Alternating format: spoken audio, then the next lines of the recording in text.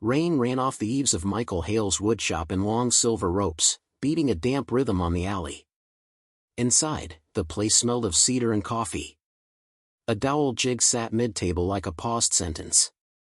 Michael had sandpaper pinched between two fingers, smoothing the face of a cabinet door when his phone pulsed on the workbench. Evan. He wiped his hands on a rag before answering. Hey, kid. Nothing for a beat, only rain hissing. Then his son's voice, thin and hoarse. Dad. I'm outside. Michael turned, and through the shop's wide front window he saw him, suit jacket clinging, hair soaked flat, the way he used to look after soccer games when the sky had turned on them. Michael hurried to the door, swung it open, and the cold slapped inside with Evan. Here, Michael said, tugging him toward the heater. He set a towel over his son's shoulders and pressed a mug of coffee into shaking hands. What's going on? Evan stared at the steam. He didn't drink. He couldn't seem to lift his eyes. I messed up, he said finally. Not small. Not fix it with a weekend small. Michael's chest tightened. Say it plain. 60,000, Evan whispered. The number made the room tilt. Michael steadied himself by the workbench. Tell me what kind. Evan swallowed, swiped rain from his face with the towel, and talked. It tumbled out, the day trading tips from friends, the bad timing, the stubborn insistence he could flip the losses if he just had a little more to play with. Then the friend of a friend who knew short-term lenders, handshake, not bank. Quick, no paperwork, or the kind where the paperwork finds you later. Interest blooming, penalties slicing, the way numbers multiplied when you weren't looking. He admitted the last connection came through Sienna's mother, Diana, just to tide us over until after the wedding, she'd said, then we're all square. Michael didn't interrupt. He watched his son's hands tremble around the mug. Outside, a car hissed past on the wet street. The wall clock ticked like a distant hammer. Any threats? Michael asked. Evan flinched. Not exactly. Just reminders. And calls to vendors about deposits. They know dates. They know we can't afford embarrassment. Michael set his jaw. Names? Evan told him what he knew. An LLC with a forgettable name. A man who never gave his last. Another company that had purchased the original loan and adjusted the total. And Diana, who had suggested she could smooth the way if everyone stayed calm and certain personalities. Evan avoided his father's eyes, didn't get involved. The heater clicked louder. Michael lowered himself onto the stool opposite his son. Okay, he said. Here's what we're not doing. We're not begging, we're not hiding, and we're not letting your future mother-in-law make you a permanent debtor. Evan let out a humorless laugh. I figured you'd say I told you so. I'd have preferred to, Michael said gently. Instead I'm saying I'm here. But if I help, we do it clean. Every penny accounted for, every signature in the right place. If I put my name on this, it becomes mine to carry, not theirs to swing. Evan's eyes flooded with relief and shame. I never wanted to bring this to you. Michael shrugged, the motion small. You brought me your broken handlebars when you were 9. This is uglier, not different. He stood, the decision settling in his bones like weight he knew how to lift. We finish this cabinet, I close the shop, and then we call whoever needs calling. Tonight. Evan finally sipped the coffee. He coughed, laughed once, wiped his mouth. You still make it too strong. Works, Michael said. They worked side by side for a quiet hour, the way people who love each other sometimes do, speaking only when necessary, fitting joints, checking square. Michael's hands were steady, Evan steadied with them. When the last hinge caught and the door hung true, Michael set the drill down like a period. Tomorrow, he said, we meet Diana. Her office, not ours. We bring a check for what's actually owed, and a paper of our own. No surprises. Evan hesitated. She won't like it. She doesn't have to, Michael replied. He reached for the ledger where he kept everything that mattered, orders, payroll, the letterhead he rarely used. He tore out a clean sheet and wrote a single line at the top, "Payment in full, transfer of claim." He didn't explain the phrase. He let it sit between them like a plank measuring a span. Outside, the rain thinned. The heater clicked off. The silence that followed wasn't empty, it was a held breath. Evan looked at the words, then at his father. "Thank you," he said, voice small and honest. Michael nodded once. "Go home. Sleep. Tomorrow we stop this from growing teeth." He watched his son leave, watched the wet night fold around him. Then he turned the sign to closed, locked the door, and sat at the bench with the clean sheet of paper. He began to draft the terms, slow and careful, the way he'd taught Evan to cut dovetails, measure twice, cut once. Somewhere in the back of his mind, a new sound rose under the rain, not fear, but the faint rasp of a saw starting in straight. The next morning broke sharp and bright, the kind of winter day where the cold air carried a bite but the sky looked polished clean.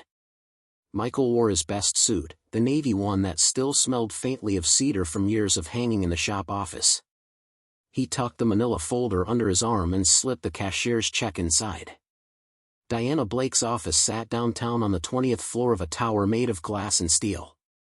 The kind of place where receptionists wore headsets like jewelry and every orchid on the windowsill looked imported. Michael hated it the moment he walked in.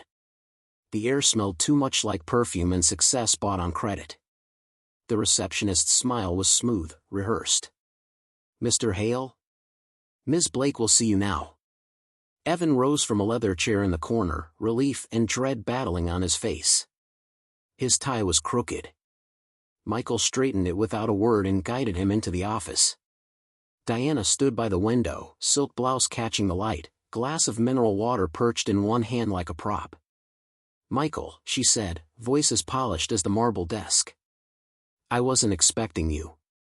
Evan said he had it handled.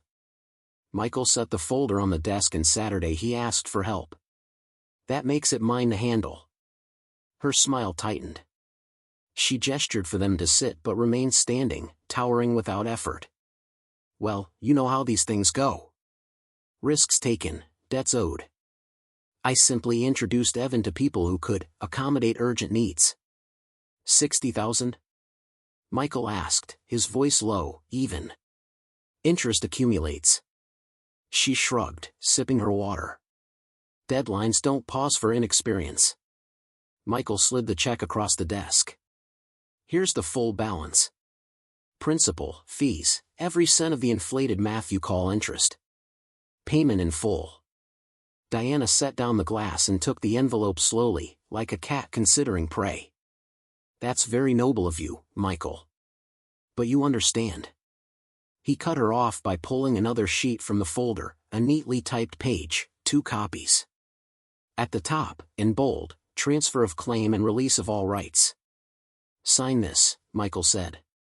"It states that upon cashing that check, all rights, notes, and claims tied to this debt transfer to me.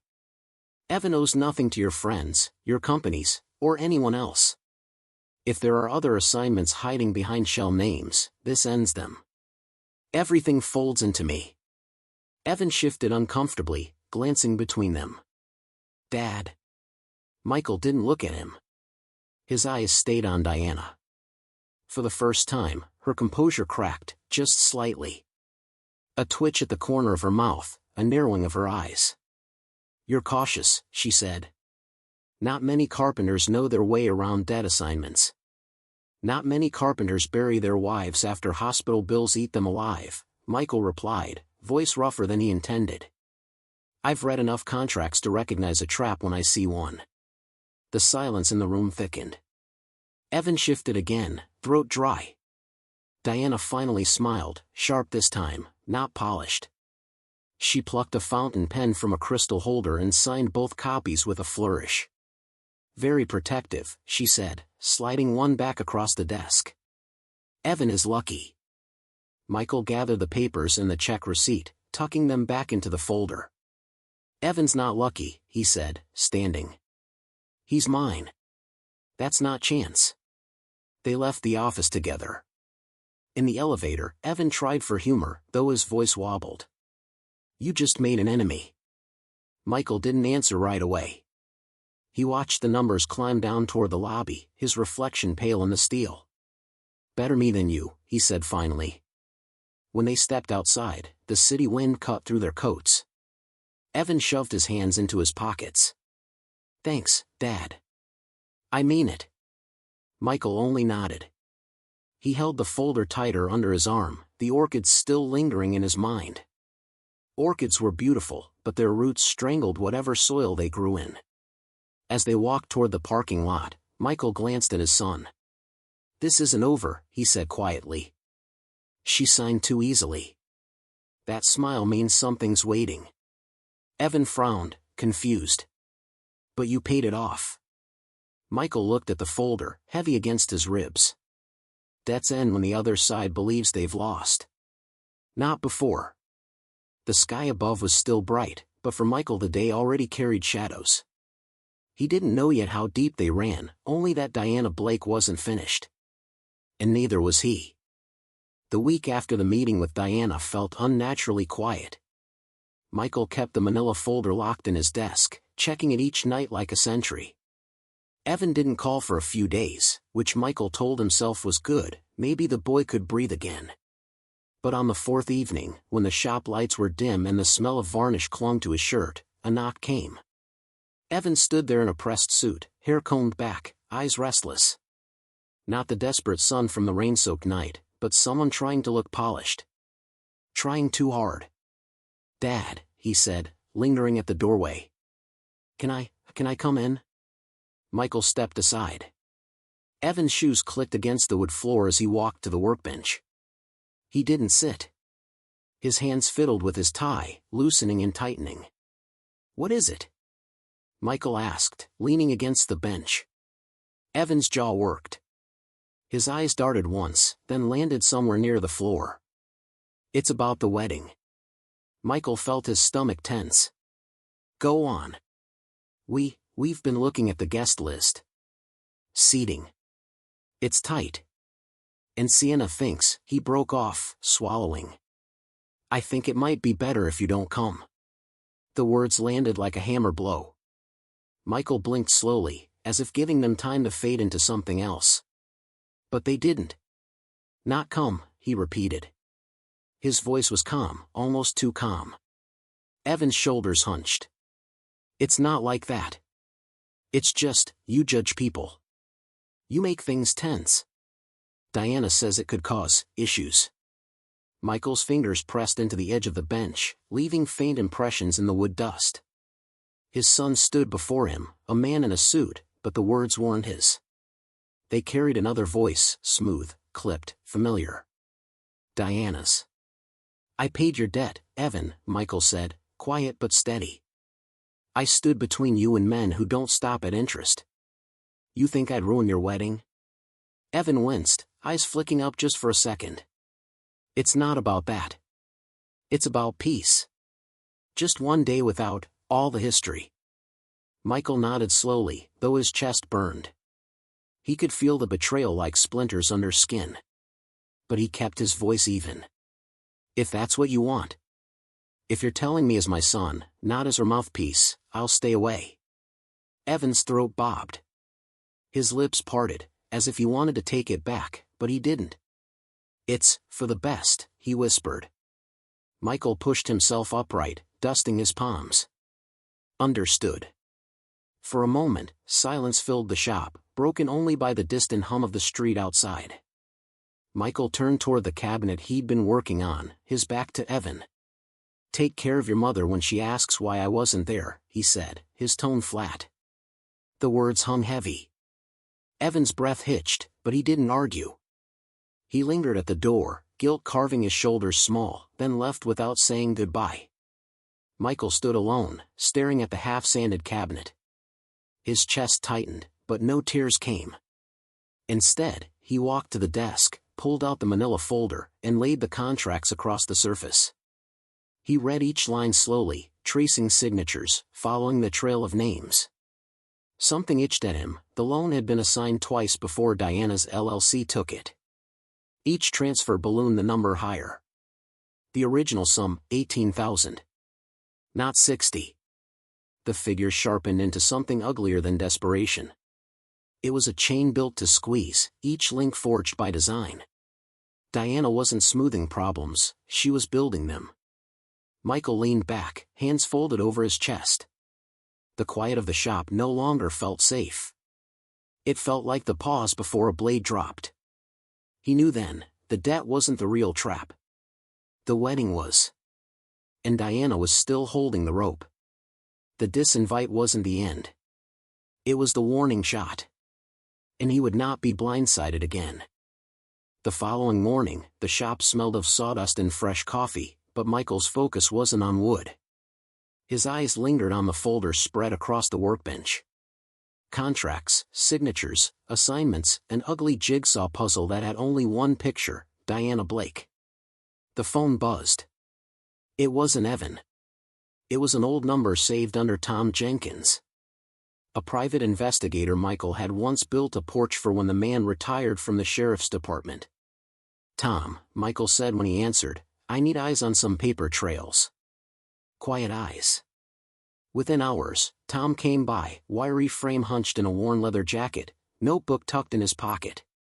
Michael slid the folder toward him. "Follow the money," Michael said. "Find out where it really ends." Tom whistled low as he skimmed. Same handwriting on 3 different LLC signatures. Amateur arrogance.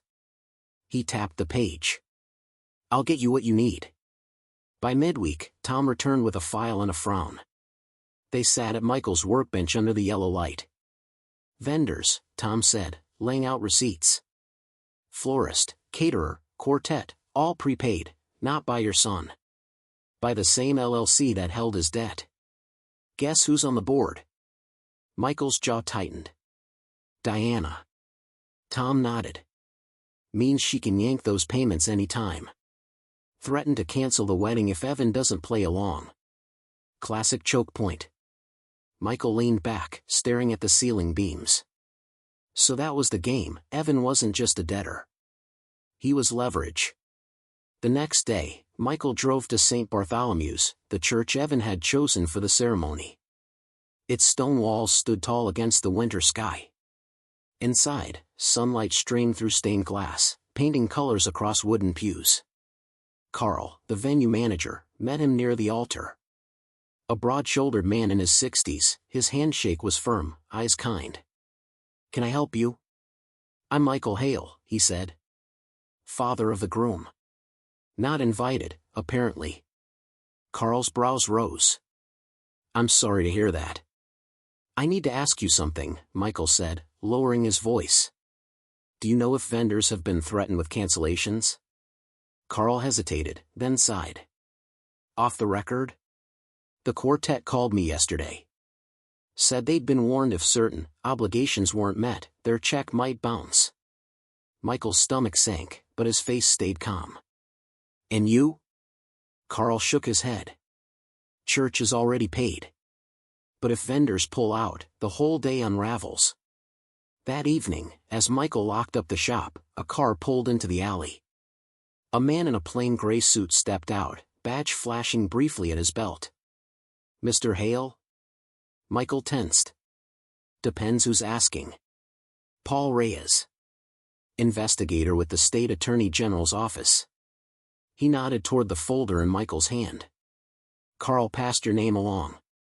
Said you had documents." Inside the shop, Michael poured him coffee and spread the contracts across the bench.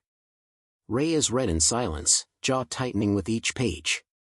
Finally, he exhaled. "We've seen this pattern," Reyes said. "Family-adjacent lending. Inflate the debt, control the event, force dependence. But unless your son files a complaint, we can't shut it down." Michael's fists curled. "He won't. He thinks I judge him."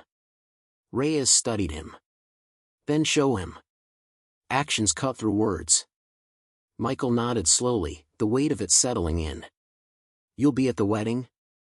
"If pressure is applied, yes," Reyes said. He stood, slipping the papers into a case file. "But don't expect fireworks. Justice moves quiet." Michael watched him leave, the taillights fading into the night. He turned back to his shop, the silence pressing in again. Diana had set the stage.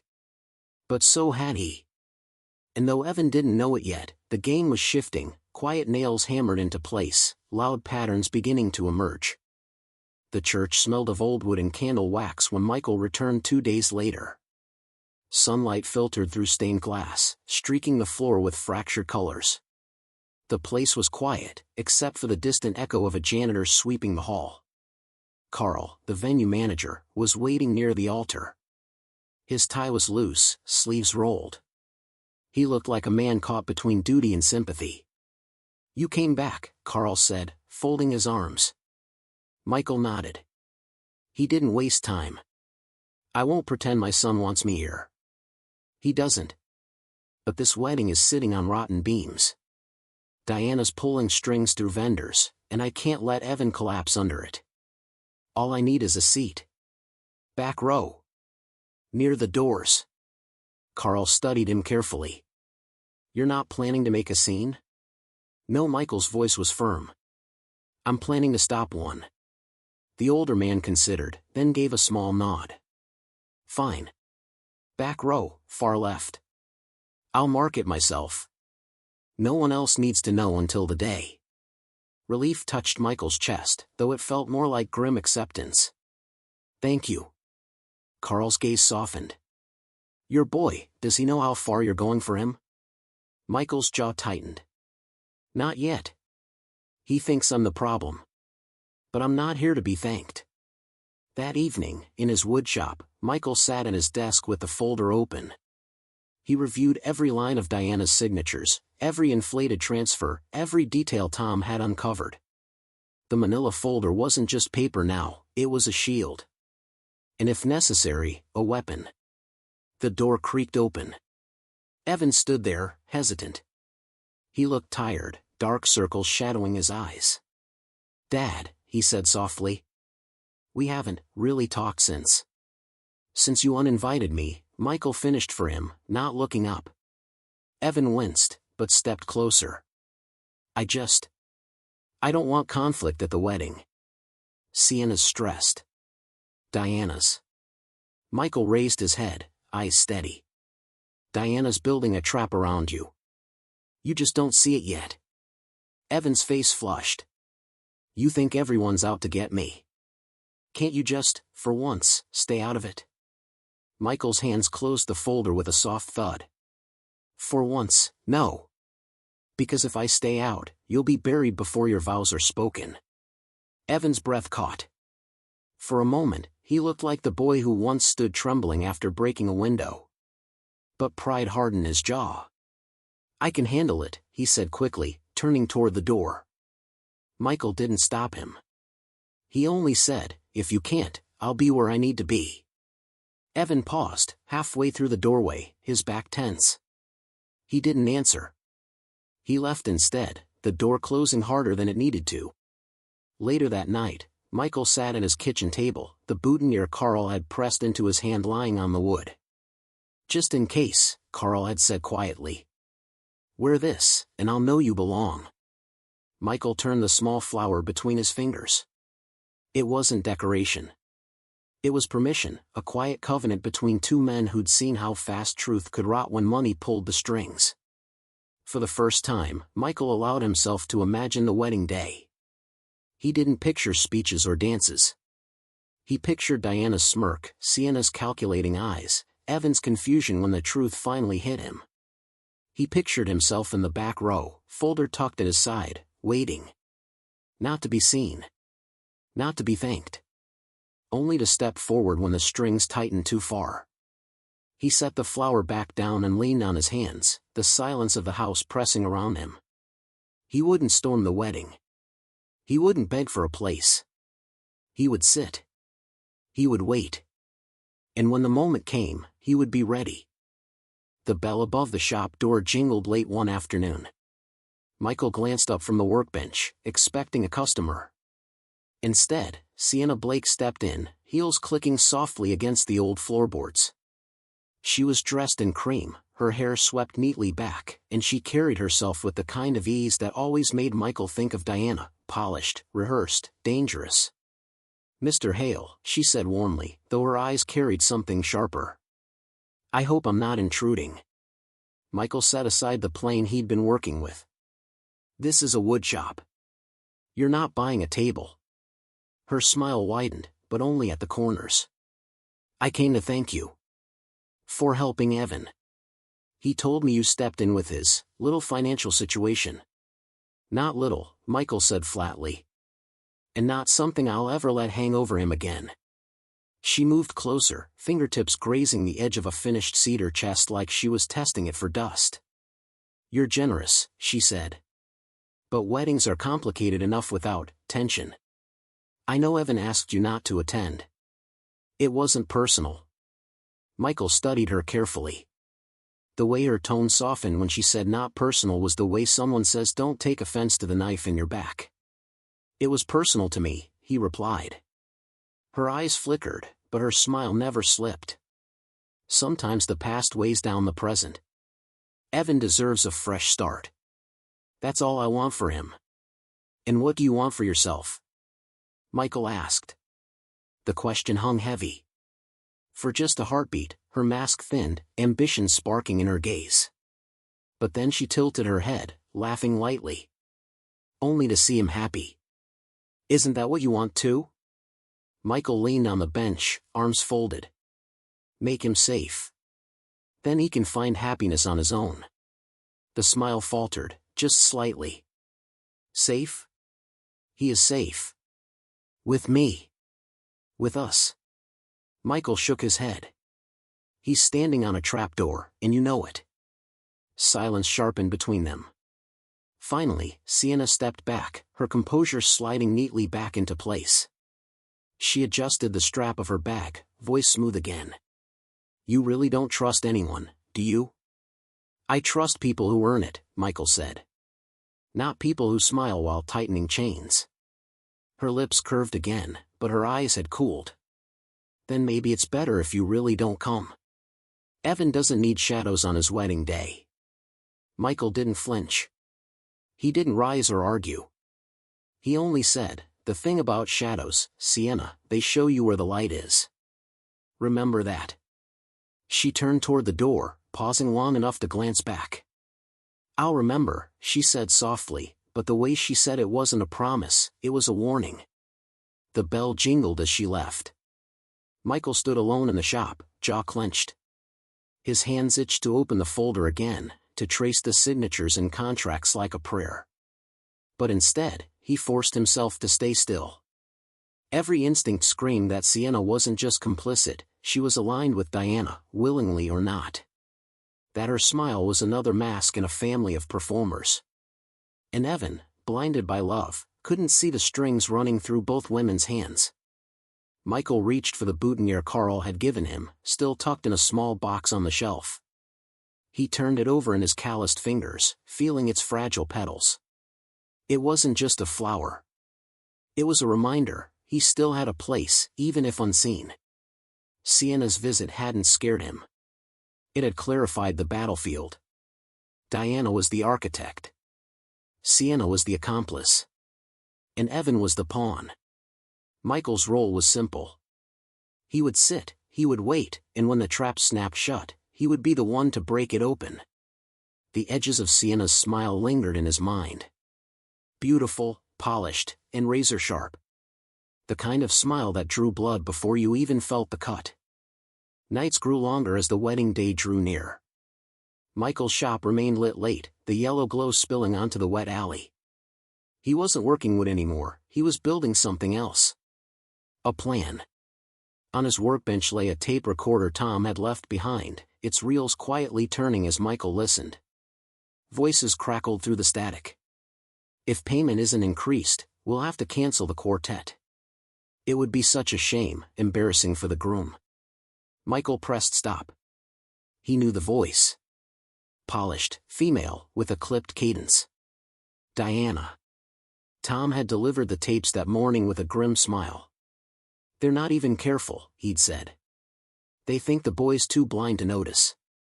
Threats dressed as politeness. That's leverage, plain as day. Michael had nodded. And leverage only works if no one cuts the rope. 2 days later, investigator Paul Reyes returned to the shop. He looked tired, but his eyes sharpened as Michael handed him the recordings. Reyes listened for 5 minutes, jaw tightening, then snapped the recorder off. "That's enough," Reyes said. "Vendor threats plus your documents, we can issue subpoenas. We'll need to serve Diana on the day itself.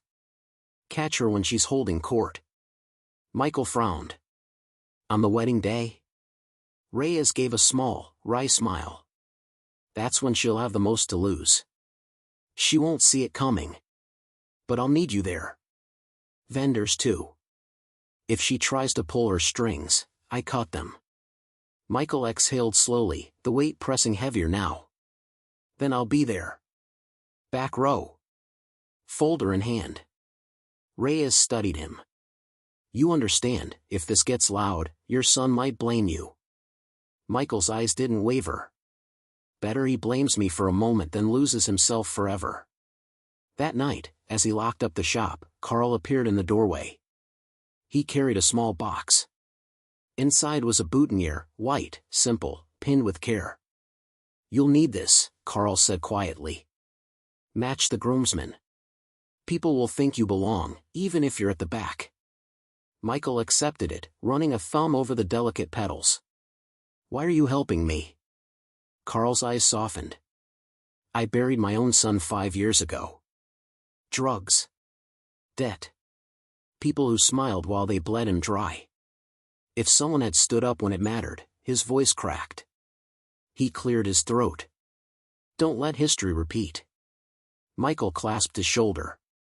No words came. They weren't needed. The night before the wedding, the shop was silent. Michael sat at the kitchen table, folder open, subpoena copies tucked inside. He laid out everything: receipts, contracts, recordings. Every nail, every screw, every piece of wood in this grim construction. The air felt charged, like a storm waiting just beyond the horizon. He pictured Diana's smirk when she signed the transfer, too eager by half. He pictured Sienna's polished smile in the shop, her veiled warning disguised as kindness. He pictured Evan, his own son, eyes full of pride and shame, torn between two worlds.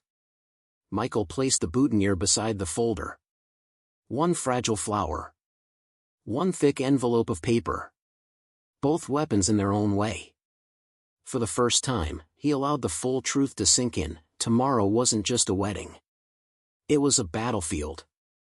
And when the strings tightened, and they would, he would be ready to cut them all. The morning of the wedding arrived brittle and bright, the kind of cold that made breath rise in clouds. Michael dressed in silence. Navy suit. Polished shoes. The boutonniere Carl had given him, pinned steady to his lapel.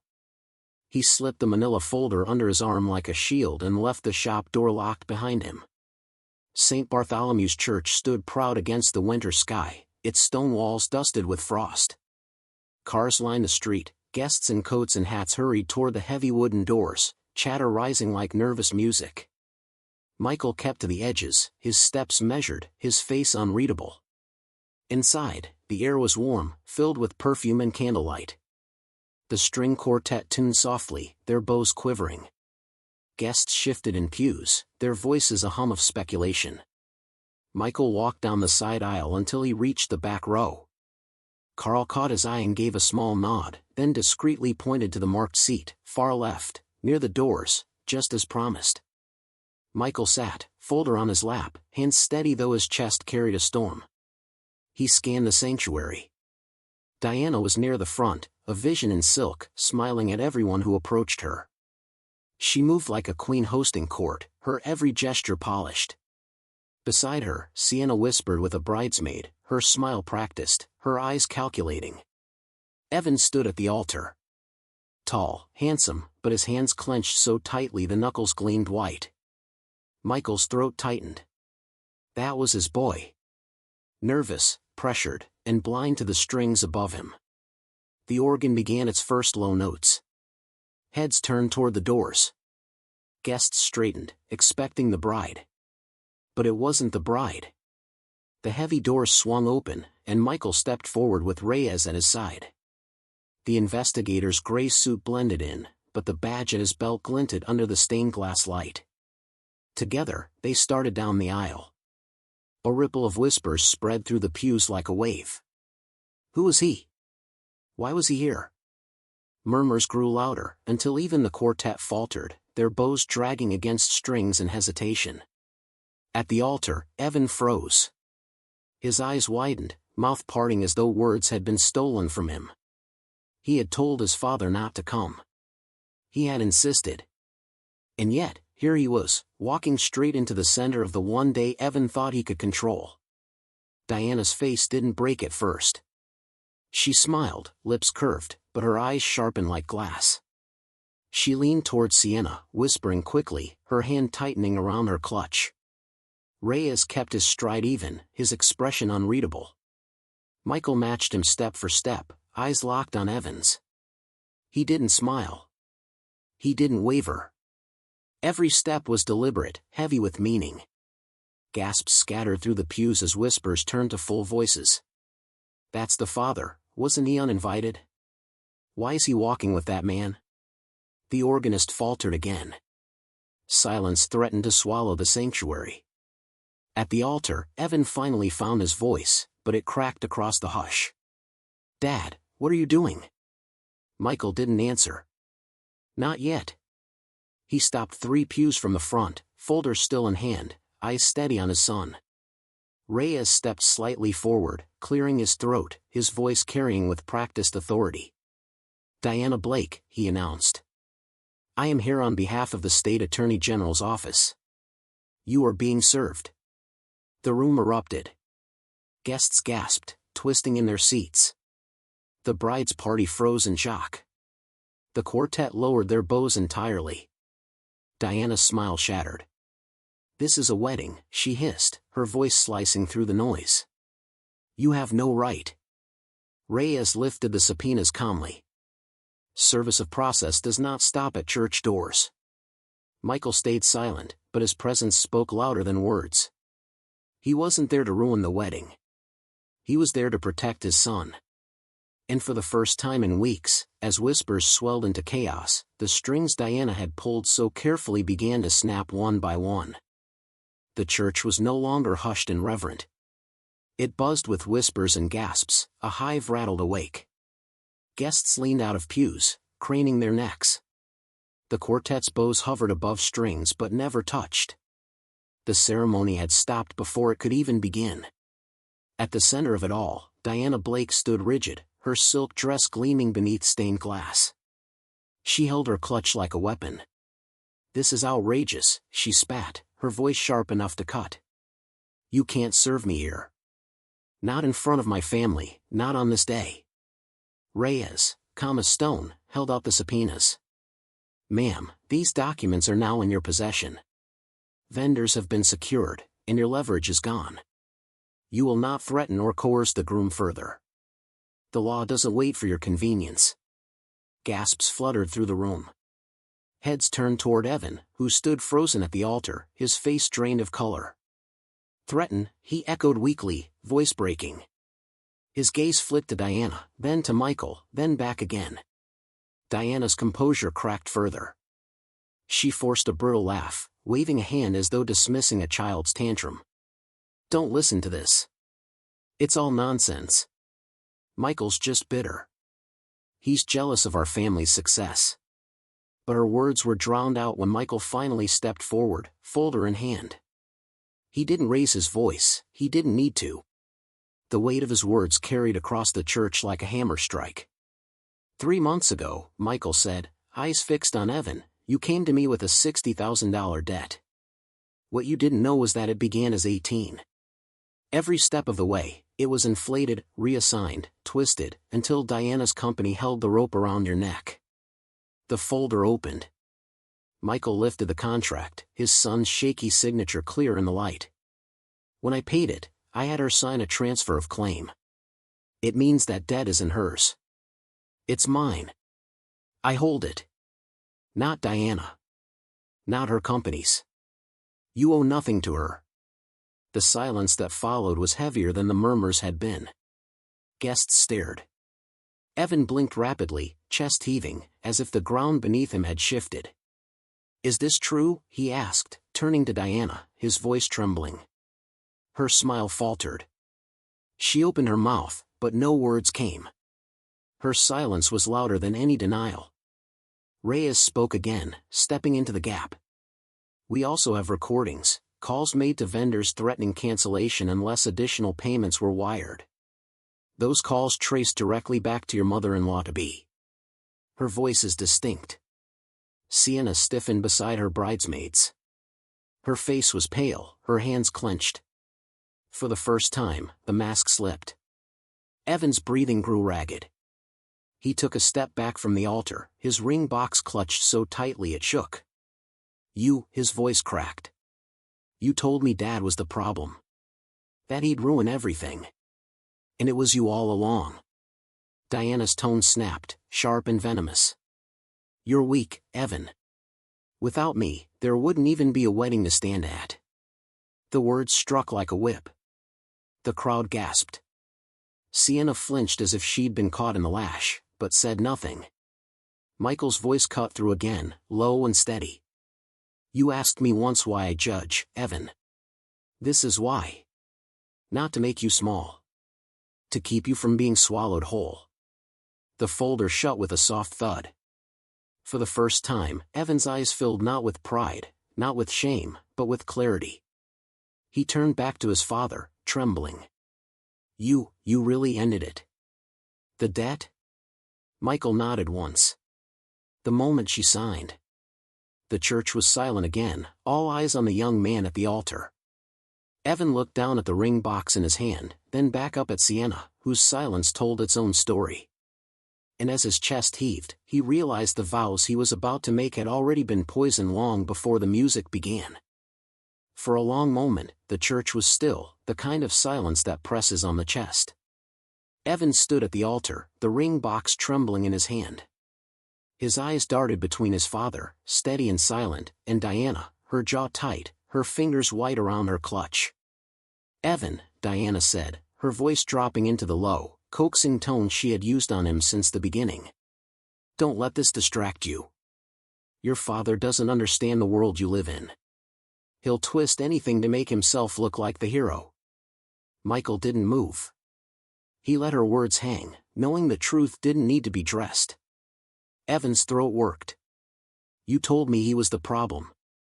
That I had to keep him away, but all this time, it was you." His voice cracked. "You used me."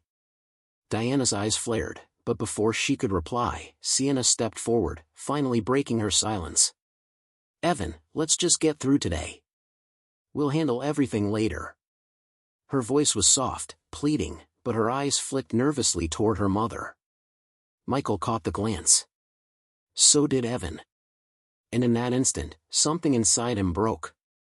He looked at the woman he had been ready to marry, his chest heaving. "Did you know?" Sienna's lips parted, but no sound came. Her silence was answer enough. The whispers among the guests rose, a tide of shock and judgment. Heads turned. Mothers clutched their pearls, fathers shook their heads. The air grew hotter, thicker. Evan closed the ring box slowly, his hand trembling. He set it on the altar with a small, deliberate click. The sound echoed louder than any shout. "I can't," he said. His voice carried through the sanctuary. "I can't make vows built on lies. Not to you. Not to this family." Gasps erupted. One bridesmaid covered her mouth. The quartet lowered their instruments completely. Sienna's face crumpled, pale and sharp all at once. "You're throwing everything away? Because your father showed up with his papers and his judgments?" Evan's eyes welled, but he didn't look away. "Because for once, I finally see." Diana hissed, stepping forward. "You ungrateful boy. After everything I've done." "Everything you've done," Evan cut in, his voice shaking but loud enough for every guest to hear, "was for yourself. You made me a pawn. And I almost believed you." He turned, eyes locking on Michael. "Dad," his voice faltered, thick with guilt. Michael shook his head gently, stopping him. You don't owe me words, son. You owe yourself truth. That's all. The church shifted, as though the air itself had exhaled. The crowd sat stunned, watching the altar unravel. Diana's mask finally cracked, fury spilling out. She reached for her daughter's arm, yanking her close. We're leaving. Now. But Sienna hesitated, her eyes darting to Evan. For just a flicker of a second, regret touched her face. Then she let her mother pull her down the side aisle, their heels clattering against the marble like retreating soldiers. Evan stood alone at the altar, his shoulders shaking, the weight of his choice heavy but strangely liberating. Reyes, quiet until now, stepped closer to Michael, murmuring, he chose. That's the hardest part. Michael didn't take his eyes off his son. No, he said softly. The hardest part is what comes next.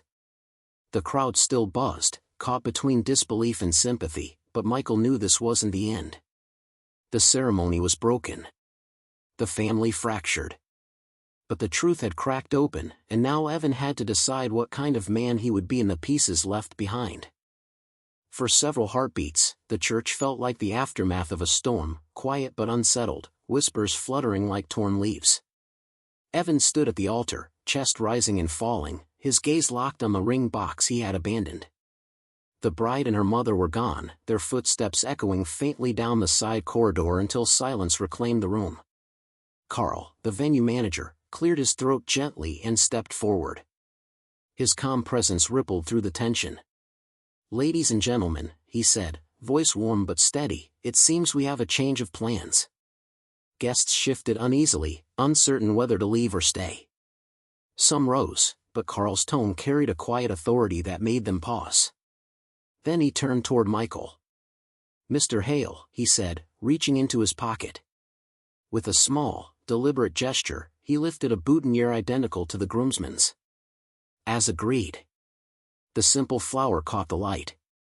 Michael hesitated, his chest tightening, before stepping forward.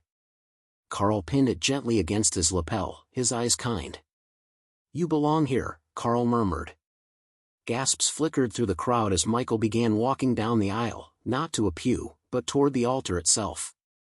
Each step carried the weight of 30 years of fatherhood, of pride and disappointment, of mistakes and quiet sacrifices. He did not walk quickly. He did not bow his head. He walked with dignity, the man who had been cast aside but had never let go. Halfway down, the side door creaked open again. A woman entered, Lila, Evan's aunt, Michael's late wife's sister. She wore a simple navy dress, her eyes bright with tears. In her hands, she carried a small bouquet, trembling as though she had been waiting for this moment. Thought you could use some help, she whispered when she reached Michael's side. He nodded once, unable to speak, and together they continued down the aisle. The congregation leaned forward, caught in the strange, fragile beauty of it. What had begun as a wedding now felt like something else, a ceremony of truth, of survival. Evan's eyes filled as his father and aunt approached. His hands, once clenched in fear, now opened as if reaching for something he had long thought lost. When they reached him, Michael stopped. He placed a steady hand on his son's shoulder. You always wanted a clean start, he said softly, only for Evan to hear. Make one today. Evan swallowed hard, tears streaking his cheeks. But there's no wedding left. Michael shook his head. There's no lie left. That's worth more. The priest, who had stood silently until now, stepped forward, his voice gentle. The ceremony may not continue as it was planned. But vows are not the only words that bind us. Sometimes the most sacred thing a man can do is to stand in truth before those who love him. Guests stirred, moved by the simplicity of the moment. Some even began to clap softly, not for a marriage, but for the courage they had witnessed. Evan's breath hitched. He closed his eyes, then turned to the congregation. I almost married into a life built on lies. But today, I choose something else. I choose to rebuild. With my father. With my family. The applause swelled now, scattered but heartfelt. A few guests wiped their eyes. Michael felt his throat tighten as Lila slipped an arm around Evan, pulling him close, murmuring words only family could speak. For the first time in years, Michael saw his boy not as the pawn of others, but as a man trying to stand on his own feet. At the back of the church, unnoticed by most, Diana's furious face flashed once more through the side door before disappearing entirely. But Michael didn't look back. Not anymore. He stood with his son at the altar, the weight of betrayal replaced by something sturdier. It wasn't a wedding anymore. It was a reconciliation, witnessed by stained glass and candlelight. And for the first time in a long time, Michael believed they might actually survive the storm together. The church steps glistened in the weak afternoon sun as guests spilled out, their voices buzzing with disbelief. Some whispered scandal, others offered Evan quick hugs or firm handshakes. A few avoided him entirely, as though betrayal were contagious. But most stayed, unwilling to leave after what they had just witnessed. Michael stood to the side, folder tucked under his arm, his body weary but upright. He had not planned this scene. He had only meant to protect his son from being trapped. Yet what unfolded had been larger than him, larger than any plan, truth spilling out until it couldn't be hidden. Evan approached slowly, shoulders slumped but eyes clear. He looked at his father the way a man looks at a lifeline he almost cut loose. "Dad," his voice cracked, heavy with guilt. "I told you not to come. I tried to push you out of my life, and still." Michael put a hand on his shoulder, steady and forgiving. "And still I came. That's what fathers do." Evan swallowed hard, eyes burning. "I thought you judged me. I thought you just wanted control." Michael shook his head. "No. I wanted you free. There's a difference." The words struck deep. Evan leaned in, his arms wrapping around his father in a hug that was both apology and relief. For a moment, the world around them blurred, the guests, the chatter, the fading organ music. There was only the boy he had raised and the man he had become. Reyes stepped up the steps, tucking away his paperwork. "We'll move forward with the case," he said, tone brisk but not unkind. "The vendors are cooperating. We've got recordings, receipts, contracts. Diana's LLC won't survive the month." Michael's jaw tightened. "She deserves more than just losing a company." Reyes's gaze was steady. "She'll face fines, bans, maybe charges. But the important part is your son's free.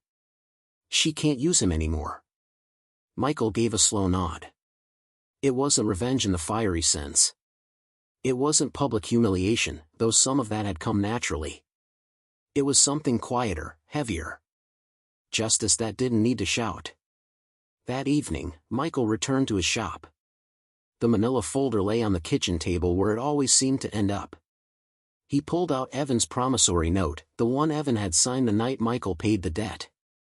The one that bound father and son together in numbers, not trust. Michael studied the paper. Then, without ceremony, he tore it neatly down the middle. The sound was soft, final. He tore it again, and again, until it was nothing but scraps. When Evan arrived later, still in his suit, his eyes widened at the torn pieces scattered across the table. "Dad. You don't owe me money," Michael said simply. "You owe me honesty. That's the only debt that matters." Evan's eyes filled again. He sank into the chair across from his father, his shoulders shaking with silent gratitude. Weeks passed.